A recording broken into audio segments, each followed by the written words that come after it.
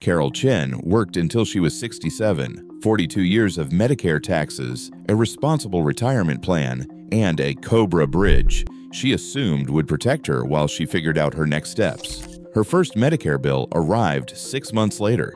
The Part B premium wasn't $185 a month. It was $240.50. And that $55.50 surcharge, that quiet, unremarkable line item, will appear on every single Medicare claim she files for the rest of her life. I spent 28 years processing Medicare Advantage claims inside a major carrier. I saw hundreds of cases like Carol's. The penalty code prints automatically. It never expires. And in nearly 3 decades, I never once saw Medicare proactively warn someone their window was closing. So here's the question that should follow you through this entire video. You paid into this system for 4 decades. How does one missed paperwork deadline follow you to the grave? The answer involves a term Medicare never explains: creditable coverage, and an 8-month clock that starts at a moment most people don't realize has already passed.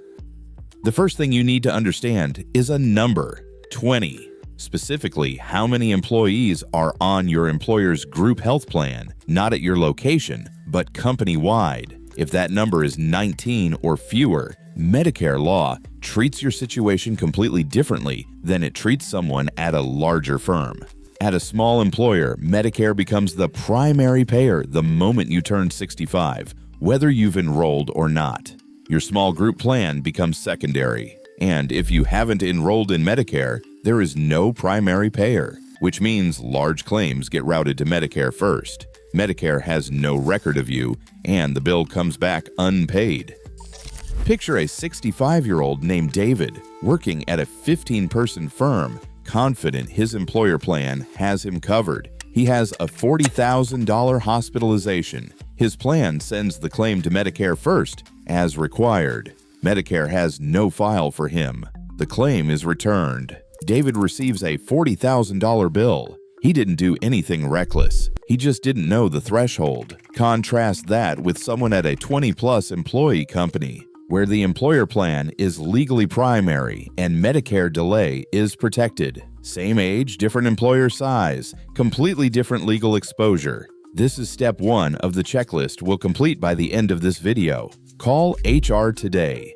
Ask how many employees are enrolled in the group health plan company-wide, and get the answer in writing via email. The stakes are too high to take someone's word for it. Now, back to Carol and back to that term, creditable coverage. Medicare defines it precisely, and the definition is narrower than almost everyone assumes. Creditable coverage means employer-sponsored group health insurance through active employment at a company with 20 or more employees. That's it. That's the list. Here's what doesn't qualify, and this is where this video earns its keep. COBRA does not count. ACA marketplace plans do not count. Retiree health plans do not count. Self-employed health insurance does not count. Veterans benefits alone do not count for Part B purposes. COBRA is the most dangerous trap on that list because it feels like coverage. You retire, you activate COBRA, you assume the clock is paused. It is not. The 8-month Special Enrollment Period, the SEP, begins the month after your employer group health plan coverage ends through active employment. Not when COBRA lapses. Not when you mail in your last COBRA premium. The moment your active employment coverage ended, that clock started. Carol retired at 67. She activated COBRA for 12 months. By the time COBRA ran out, her SEP had already expired 4 months earlier. She fell into the General Enrollment Period, which runs January through March only, with coverage beginning July 1st. That gap, plus the permanent penalty, is the double punishment. And now you understand why COBRA is the trap. It doesn't pause the clock. It just hides it. The 8-month Special Enrollment Period begins the month after your employer coverage ends, not your retirement date, not your last paycheck, not your COBRA end date. Walk through this carefully. You retire June 30th. Coverage ends June 30th. Special Enrollment Period starts July 1st. Expires February 28th. You retire June 30th, but coverage runs through July 31st. Special enrollment period starts August 1st, expires March 31st. Carol's scenario: she retired June 30th, activated COBRA. Special enrollment period started July 1st regardless. COBRA did not extend it, did not reset it, did nothing to protect her. One more thing on timing that most people miss. You can enroll in Medicare up to 3 months before your coverage ends. You don't have to wait until your last day of employment. Proactive enrollment is always safer than reactive enrollment. Set 2 calendar alerts. 1 at month 5 after coverage ends. 1 at month 7 as a final warning. Now let's do the math that both major competitor videos on this topic refuse to do. The Part B late enrollment penalty is 10% for every full 12-month period you lacked Part B or creditable coverage. It's permanent. It's applied to the standard premium every year, which means as the base rate rises, so does the dollar amount of your penalty.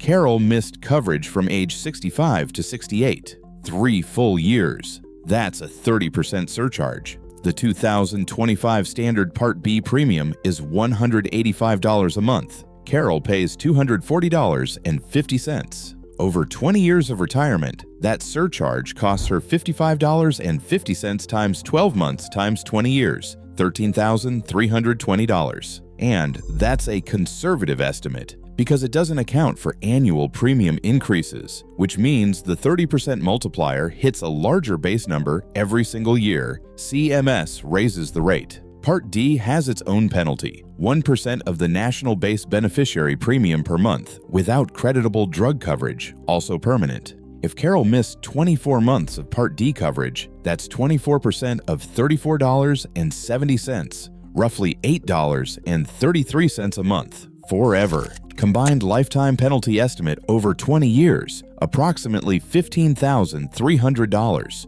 For a paperwork deadline she didn't know existed. I saw these cases. The penalty code appears on every single claim.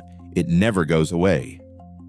There's another trap that catches careful people who've done everything else right. The HSA ambush.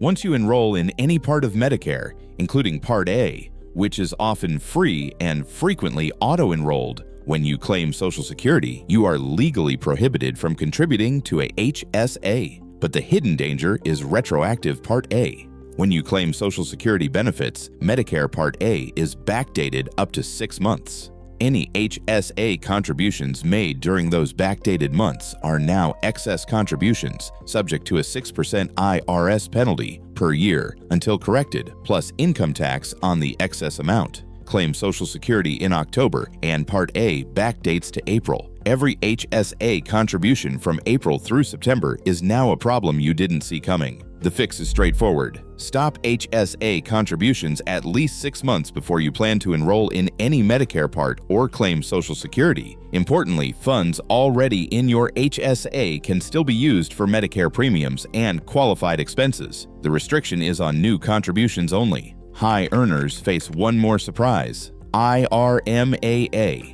If your modified adjusted gross income exceeds approximately $106,000 for single filers or $212,000 for married filers in 2025, your Part B and Part D premiums increase on a tiered scale. The critical detail is the look back. Medicare uses your tax return from 2 years prior. If you retire at 67 after a high-earning final year at 65, your Medicare premiums at 67 are based on peak income. You can appeal with a life-changing event form, the SSA 44, if income has dropped due to retirement, but you must know to file it. I saw IRMAA cases where people expected a $185 monthly bill and received $450. They hadn't done anything wrong. They just hadn't been told.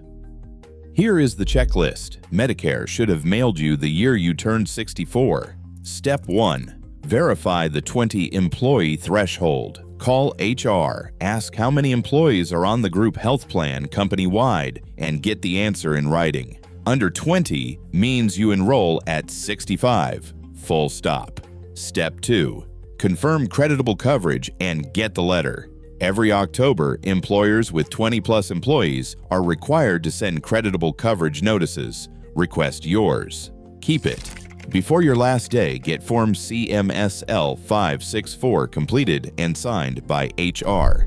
Before they close your file, before the company restructures, before HR forgets who you are. The burden of proof is on you. Step 3. Calendar the 8-month SEP from your last day of employer coverage, not your retirement date, not your COBRA end date. Also note, you have 6 months from your Part B effective date to enroll in any Medicare supplement plan without medical underwriting. Miss that window and insurers can reject you based on health history. Carol wasn't reckless. She worked hard, paid Medicare taxes for 42 years, retired responsibly, and grabbed COBRA because that's what you do. Nobody from Medicare called her. Nobody from her employer warned her. The penalty notice arrived quietly, buried in her first bill. The answer to the question we started with, delivered without explanation. How does one missed deadline follow you to the grave? Not because Carol did something wrong,